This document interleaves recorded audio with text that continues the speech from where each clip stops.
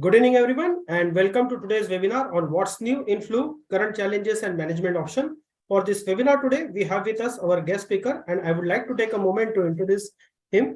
Today, we have with us Dr. Bhushan Wankhede. Dr. Bhushan Wankhede has done his MBBS, DNB and MNM AMS from Jaslok Hospital, Mumbai. Dr. Wankhede has done the fellowship in 2D echocardiography from Apollo Hospital, Hyderabad, and fellowship in diabetology. Also, he has worked as an intensivist and critical care physician at Dooth Hospital, Aurangabad. Currently, Dr. Bhushan Wankhede is practicing at Nandini Hospital in Chikhli. So, with this introductory note, I'll request Dr. Bhushan to start our webinar. Over to you, sir. Yeah, thank you so much. So today actually we are going to see what's new in flu and courage management and challenges. Okay. So actually today we are going to see influenza and its complication, the clinical evidences of Oseltamivir and guidelines and recommendations of the empirical use of the Oseltamivir. Okay. So actually we start with the current number of cases which are rising of the flus. So these are some actually articles from Times of India's which seen the H3N2 viruses which are linked with the highest fever cases and cough cases. So actually the Indian Council of Medical Research has confirmed that there are rising cases of the influenza A subtype which is H3N2. There is also some cases in Ludhiana which says that there are cold wave, fog, and rising population pollutions which trigger the surge in seasonal flus. And in Kolkata, there are increase in private hospitalization of the flu cases. Some of these cases are SARS-CoV-2 positive. So actually, from all these cuttings of, we can actually get in the references that there are rising cases of number of subtypes of influenza A, which are H3N2, H1N2. These cases are rising in seasonal cases and some kinds of annual cases. Okay. So next slide, please. So now flu is nothing more than a seasonal flu. It is perennial flu. So perennial means this flu is not seasonal like monsoons and some like cold season. Now flu is throughout the year. Okay. So there are like infections which are swinging. So H3N2 is a new kind of viruses. Right now, we are actually going through too much of the cases which are coming in our OPDs. These patients actually complaining of fever, cough, breathlessness. Okay. So during this rising pollution and temperature fluctuations, these patients are presenting with symptoms of sore throat, throat irritation, runny nose, breathing difficulties, and wheezing. There are surge in high-grade fever in kids also, and these kids are also presenting in OPD with severe throat pain, fever, which is not subsiding even if 5 to 6 days. But we have to give some antibiotics and this good amount of hydration. So here comes the roles of oseltamivir. Next slide, please. So during huge surge of flu cases, these patients are present with runny nose, fever with cough, sore throat, body ache, vomiting, and diarrhea. Instead of this, the symptoms, they are also presenting with the breathlessness. Sometimes they are present with the acute respiratory distress syndrome, and sometimes these patients are very bad when they come to us in critical care. Next slide, please. So actually, in this slide, we can see that the ICMR has done some research. In this research, they have done during period of 9 weeks from January 2nd to March of 5th in 2023. There are some infections like SARI, influenza-like syndromes, then this H1N1 pandemic, H3N2, and influenza B. So during this period of 9 weeks, actually they found that H3N2 infection is too more it has taken too much of time to resolve from the basic symptoms. But influenza A and influenza B, these are like minor symptoms. So actually, we had to go through this literature, and we summarize that this H3N2 is very difficult to treat. Okay, next slide, please. So there are challenges for the doctors, like general physician, our critical physicians. that these symptoms actually they grade is in different cases. Like it might be ILI, like influenza-like illness. Sometimes it might be like H3N2 virus, which is a subtype of influenza. It might present with the severe SARI, which is severe acute respiratory illness, or sometimes it may present with SARS-CoV-2, which is COVID-19, which has actually hampered us in last 2.5 years. Next. So these are like dynamics of occurrence of the influenza in relation to the seasonal variation. This program has done in Chennai and Tamil Nadu. It is 7 years of cumulative study. So actually study done in virology department in 2019, and this study has done in duration of 7 years. So during this study, they have seen the specimens of 36,670 peoples of the influenza analysis. In this study, they came to reference the influence that influenza positivity started with the onset of monsoon and peaks during the post-monsoon period. So like it is between like July to September most of times. Next. So these are the graphs which indicate the overview of influenza in India. So actually you can see that in 2015, 18 and 19. So in 2015, these cases are very low, like it is shown in the blue color, like 4,259 only. But as you go to 2018, these cases got an increasing, like 15,000 cases in 2018, and it get doubled in 2019, like 28,000. With these cases, the death rate also increases, like 299 death in 2015, like 1,000 and 1,100 death in 2018, and around 200 death in 2019. And so the incidence of influenza and related deaths are increasing subsequently throughout the years. So now we are coming with the basics of influenza which we commonly call as a flu. So influenza is one of the most common infection which we see in OPD. Okay, so in influenza, most common infection is because of the influenza virus. So influenza virus is nothing but the RNA virus. This influenza virus is divided into like influenza A, B, C, and D sometime. It is highly contagious virus. Okay, so it is airborne. So it is occur in seasonal epidemics and which manifest as acute febrile illness. These cases are comes to like mild, moderate, and severe cases. So like in severe cases, it may goes to severe acute respiratory symptoms like COVID-19 and complications of the like breathlessness like COPD in the long haul. So in serious outcomes of the flu, the infections are result in hospitalizations or sometime during hospitalization and treatment, they can lead to the death also. Okay. So these are the types of the influenza viruses. So influenza A, which is a very frequent in epidemics due to minor changes. So it is called antigenic shift, and in periodic pandemics, which is called as a antigenic drift, which are the major antigenic variations. So in influenza type B, which only infect the humans, which causes the local epidemic. Influenza type C, which affect humans and sometimes like swines also.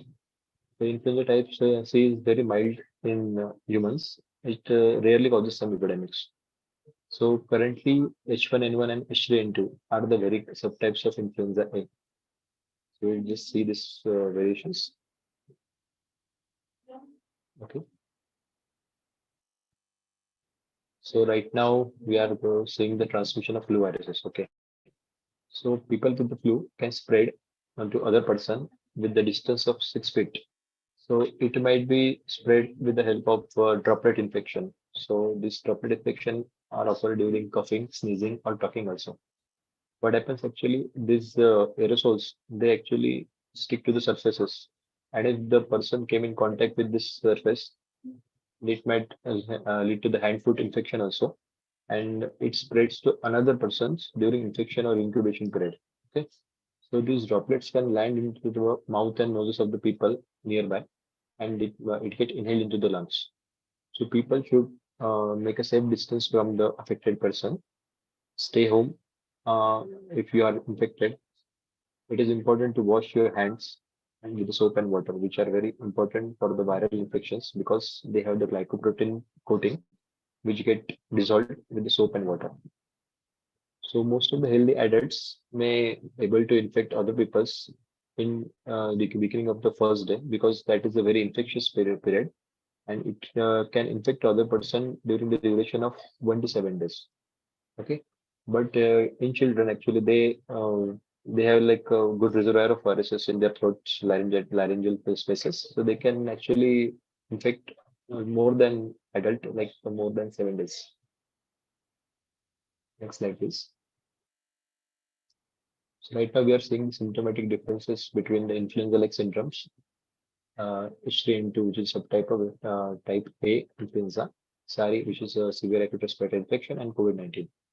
So in this all, fever, myalgia, cough, lack of energy, and sore throat. It is common in all, which is the like basic flu. But the breathlessness, which is more in SARI and COVID-19, not in like H3N2 and this ILA. Loss of smell and loss of taste, which is because of affection of olfactory and hypoglossal nerve in COVID. So it is more common in COVID only. Diarrhea is also like when that antigen actually changed, diarrhea was a symptom like during 2021, like when that COVID-19 virus actually got mutated. Headache is also like a common symptom in all of this subtypes. Okay, next slide, please. So right now we are seeing the warning signs of flu. So in children and in adults, okay. So in adults, it is coming with the breathlessness, which is shortness of breath, chest pain, sudden dizziness, confusion, severe vomiting, and flu-like symptoms, which improve when fever is subsiding or worsening of cough. In children, actually, we can't actually children can't hold us what symptoms they have, but we have to see for the symptoms. Like they have like difficulty in breathing, like tachypnea, tachycardia, uh, a little bit of cyanosis, bluish color skin. They are not playing well, not interacting with the parents, not drinking enough fluids. They have fever with rash also, and this flu-like symptom improve, but then return with the fever and worsen with the cough. In addition to this, infant we have to see for the warning signs like not able to eat, not able to breathe, difficulty in crying and all, and they don't have any much of the urine output. So we have to say for the diapers. Diapers are not getting changed regularly. Okay, so these are the warning signs. Next, please. So these are the complications of the flu. So basic flu is not getting complicated, but when flu become get to the next stage, when it is not treated well, then it can lead to the pneumonia, which is community acquired pneumonia, normal pneumonia. It can go into bronchitis because the air passage of the nasal and ear is same, so ear infection is also common.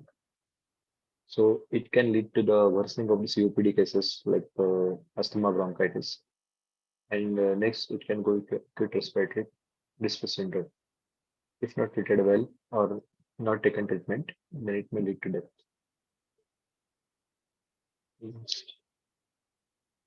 So now actually we come with the diagnosis of influenza. So basic for the any cases, we first take a history of the patient, like since how many days he has the symptoms like high grade fever, myalgia, sore throat, headache, runny nose, fatigue, or sometimes they have like diarrhea also. We have to see for the history. We have to examine the patients, like cardiac examination, respiratory examination thoroughly, see for any warning signs. So after examination, we go for the laboratory test. For the laboratory test of the influenza, we have to see for the secretions of the nasal and nasopharyngeal airways. And sometimes, if patient is hospitalized in the hospital, they have to see for the tracheal aspirate also with the bronchoscopy and see for this viral detection and culture on RT-PCR also. Okay, next. So the diagnosis of influenza based on the 4 stages. Two of them are antigen detection test. One is RNA detection test, and second, and last one is a culture test. So direct and indirect immunofluorescence assay. they have like less sensitivity, so 47 to 93% of sensitivity.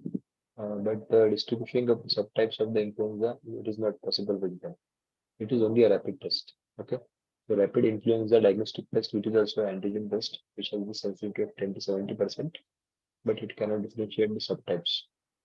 So here comes the very good test which actually we use for the COVID-19, which is the RT-PCR.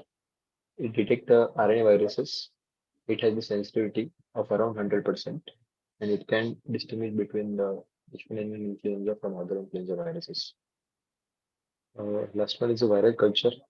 Viral culture actually, in this actually we isolate the virus. It has no sensitivity but very good specificity. But viral culture actually takes a lot of time. So it is very time consuming, and we cannot rely on only viral culture for the treatment. Next. So actually we come to the management of the influenza now. So for the treatment part, treatment is likely depending on basic treatment like a bed rest, increase in hydration, fluid consumption, cough suppression, which includes the lozenges and some cough syrups, antibiotics, which actually we commonly use paracetamol. Next is NSAIDs for the fever and malaria. Okay. For the most of the patient with the influenza, these are very self-limiting. So actually the symptoms are within 3 days only. But sometimes the malaise persists for the weeks. Severe cases may require the intravenous hydration and supportive measurements, and they may need the hospitalization also. Next. So now the treatment with the antiviral drugs. So actually the virus, actually it is coated with the glycoprotein. The two of the glycoproteins are hemagglutinin and neuraminidase. So actually neuraminidase inhibitor, which is block the viral neuraminidase enzyme, which is critical in releasing the virus. Viruses are nothing like a baby viruses, which infect the host cells. So these drugs are actually very active against influenza A and B. For example, it is Oseltamivir and Zanamivir. Another one is adamantines, which is the N2 channel ion channel blocker. They interfere with the hydrogen ions channel activity of the influenza A virus.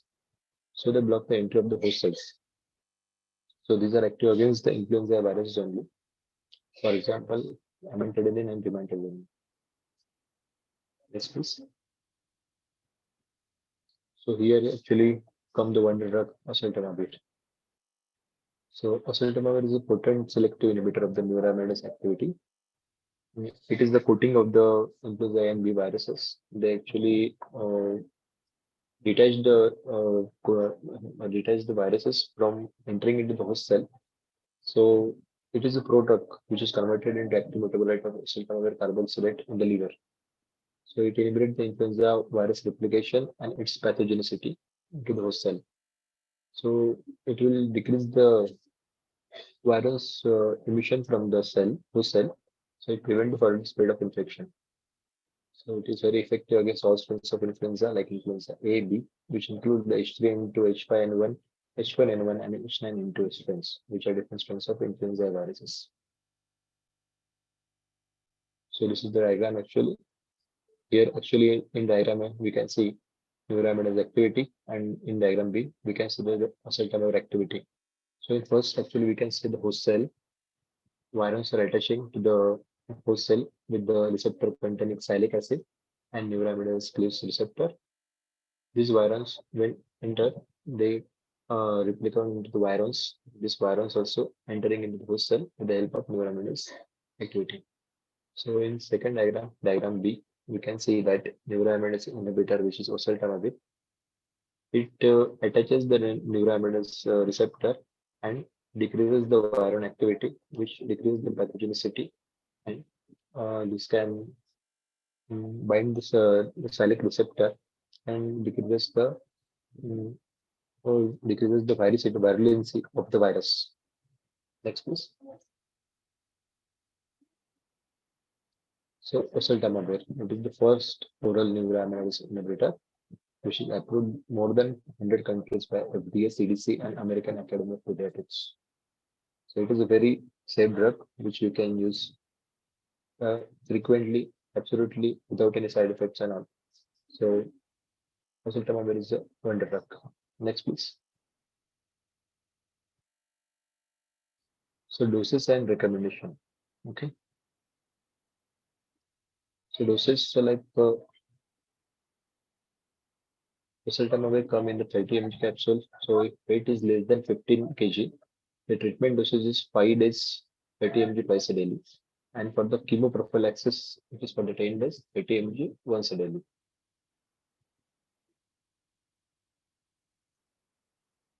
So the contraindications of Oseltamivir, the contraindication if they have known hypersensitivity to the Oseltamivir, then you should not take it. Next is a severe allergic reaction, which may lead to the anaphylaxis and anaphylactic reaction, which goes to the TN, like toxic epidermal necrolysis. Steven Johansson syndrome, which is the skin infection, and erythema multiforme. These all are skin infection, which may sometimes lead to death also. But these infections are very rare, and if patients are known allergic to this oseltamivir, you should not take it. Next, please. So the side effects of oseltamivir. Oseltamivir is generally well tolerated by the patient of influenza. Me myself actually used oseltamivir on myself also during the influenza that I got during COVID-19. Approximately 5 to 10% percent of the patients will experience a little bit of side effect like diarrhea, bronchitis, and abdominal pain. Sometimes you got a dizziness and headache also. There are no serious side effects of the oseltamivir that the clinical trials that have been taken up.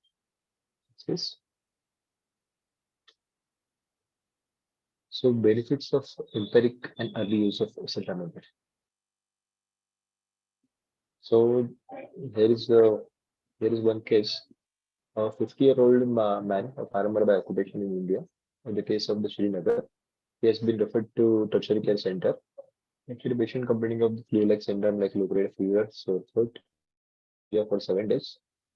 He denied any history of chest breathlessness, orthopnea, like dyspnea during sleeping, and positional changes, vomiting, and diarrhea. So before referred to the higher center, he had received the antibiotic levofloxacin ceftriaxone without any improvement. So during the examination, next question. During examination, his vitals actually, we can see the vitals are increased, like increased tachycardia, like blood pressure was 100 by 70, temperature was increasing. During the chest examination, there was a bronchial breathing, bilateral freckles and crypts. His CPK, which is creatine phosphokinase and LDH, was very high. And here's during chest X-ray, actually, we are seeing that there are interstitial infiltrates. So the PCR, they have actually they sent the laboratory test the PCR polymerase reaction, which revealed H1N1 influenza virus. CRP was low, only 10 only. So during cardiovascular abdominal and central venous examination, these are all normals. So in this case, CPK and LDH was high, and patient X-ray showing infiltrates, and chest examination showing little bit of crackles. So this is just a behavior of that patient, which showing the bilateral medicine and the special infiltrates during center. Next, please. So the treatment. So the oseltamivir 75 mg BD, like twice a day for 5 days. This is the treatment for this influenza. So they started with oseltamivir 75 mg BD for 5 days.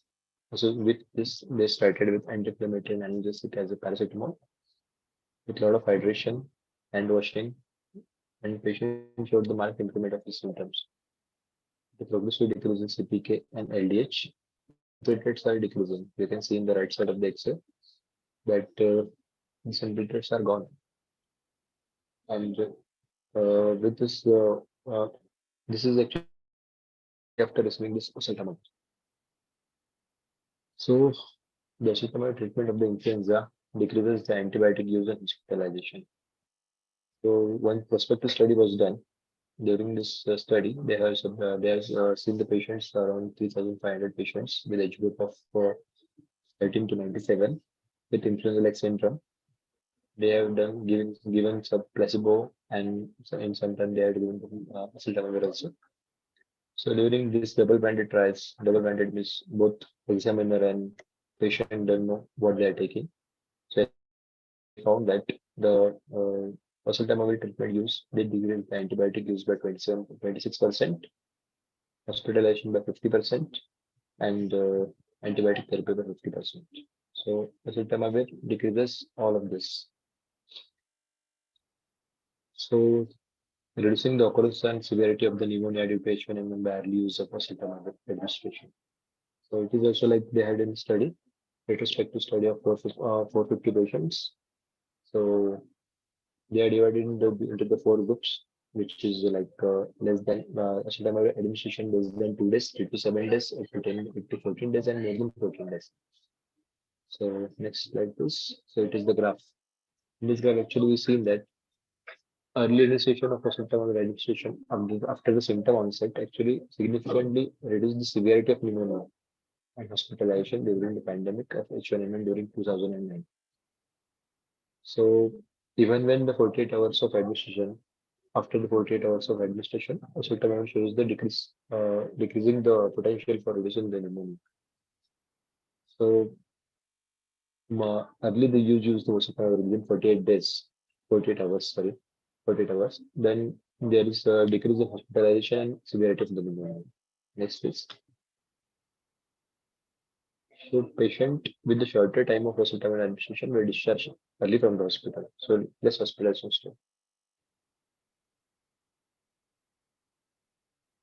So this is now the retrospective study also. Next, this is the oseltamivir with azithromycin combination therapy. So they are subjected like influenza A infected hospital. Then these patients are hospitalized and these are divided into two groups. First group, they have given the oseltamivir with azithromycin for 3 to 5 days. And second group, 102 patient, they are given only oseltamivir for 3 to 5 days.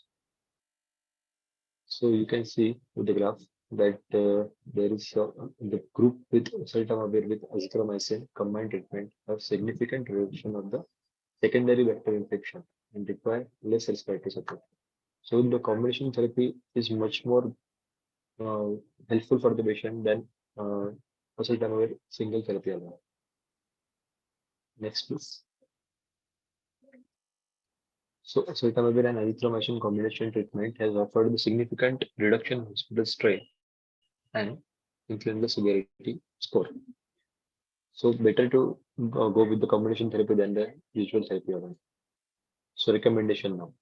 So these are like WHO recommendation. What they're saying that empirical treatment is strongly recommended. So even if you are in doubt of something like flu, start oseltamivir as soon as possible. Okay, so treatment should be started as soon as possible. The laboratory confirmation of influenza virus is not necessary for initiation of treatment because we have seen that sometimes antigenic laboratory tests are not that sensitive, and this PCR and virus culture actually they take a lot of time. So we cannot wait for the starting of the treatment. So straight away you can start with the oseltamivir. It does not risk any patient, but it is doing more benefit than risk. So negative laboratory test of H1N1 does not exclude the diagnosis of all patients. So if there are high-risk individuals with influenza, preemptive treatment of oseltamivir is very important because sometimes patients have diabetes, then sometimes they have IST, or sometimes they are accelerated hypertension. The early use of oseltamivir increases the good prognosis of the patient. Next, please. So early empiric supportive therapy and monitoring. So give the empirical antimicrobials to treat the pathogens like severe active respiratory infection because sometimes influenza associated with secondary bacterial infection. So start the antibiotics with this oseltamivir as early as possible. So empirical therapy includes neuroamidase inhibitor, which is the oseltamivir, when there is local circulation around the perspective, including travel history or history with the exposure of the animals like swine, bats. Okay, next please. So in adult with community acquired pneumonia, who test positive for influenza should take a treatment of the antiviral therapy. So the recommendation of the American Thoracic Society 905. They recommend that anti-influenza treatment such as oseltamivir should be prescribed for the adult with the community-acquired pneumonia who test positive for influenza.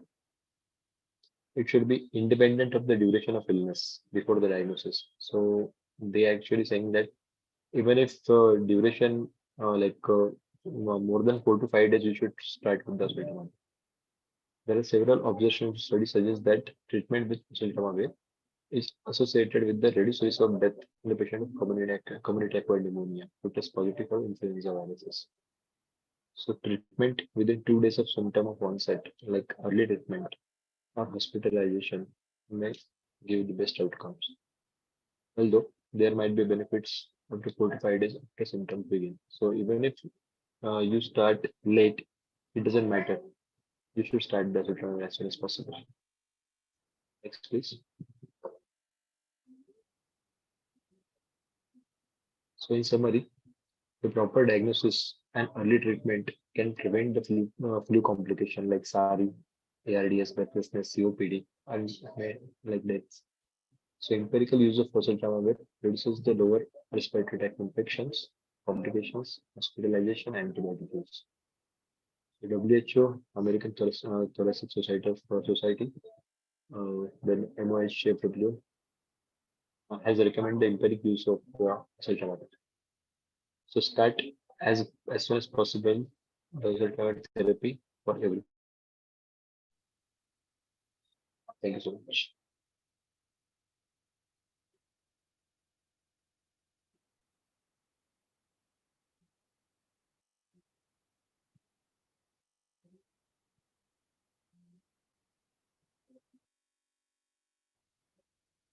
So there are few questions which I shared with you. Okay. Just a minute. I'll just see. So the first question is, does vaccinated patient need the antiviral treatment? Okay. So the answer for that is yes, vaccinated patient need the antiviral treatment because the strain of the influenza viruses keep on changing.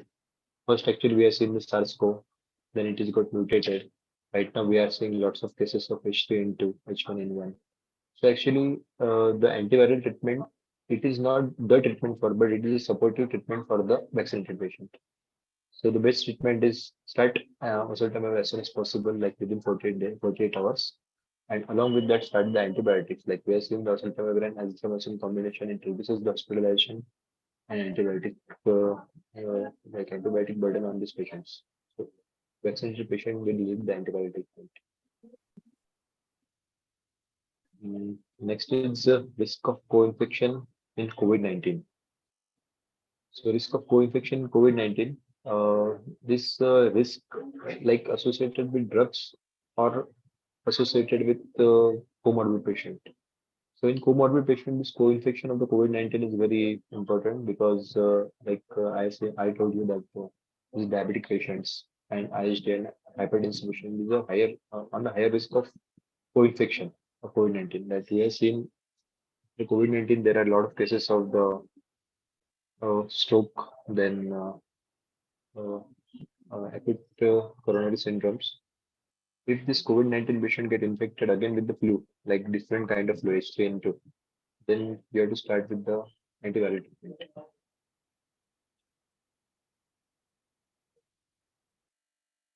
So next is what are the options available for COVID-19 management? So COVID-19 management right now, we are not seeing a lot of cases of COVID-19. There are a lot of cases of H3N2. So COVID-19, the basic treatment we are seeing, it is the it is the virus which is causing the COVID. So basic viral treatment is bed rest, a lot of hydration, few non-steroidal antibiotics like NSAIDs, then paracetamol. But if you get the from mild cases to moderate cases, you have to see the doctor. Then with doctor, you can start as soon as possible, as early as possible, the oseltamivir. If symptoms are not subsiding, you should do the laboratory test and hospitalized.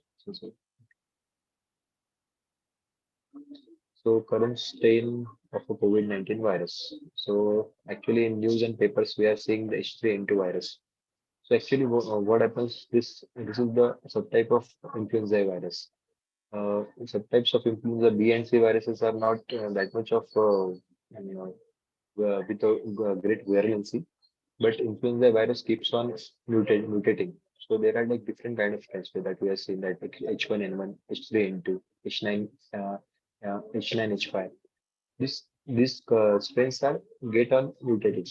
So this current state H3N2, this is the very virulent strain which is keep on infecting other person. But the treatment protocol are the same. That it is the self-limiting for 5 days.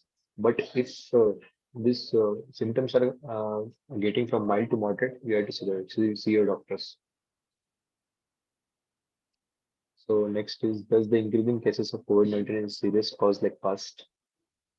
Right now we can't say that because everybody gets vaccinated. So we have a herd immunity right now. Next thing is that everybody has past experience of COVID-19, so they are not more afraid of this COVID-19 anymore. Uh, Even if milder cases, they are treating themselves in their home, and if moderate and severe cases, they are getting admitted. Next is, can we prescribe antibiotic for with the flu? Yeah. So actually, the antibiotic with the flu is that sometimes actually with flu we get the secondary bacterial infection.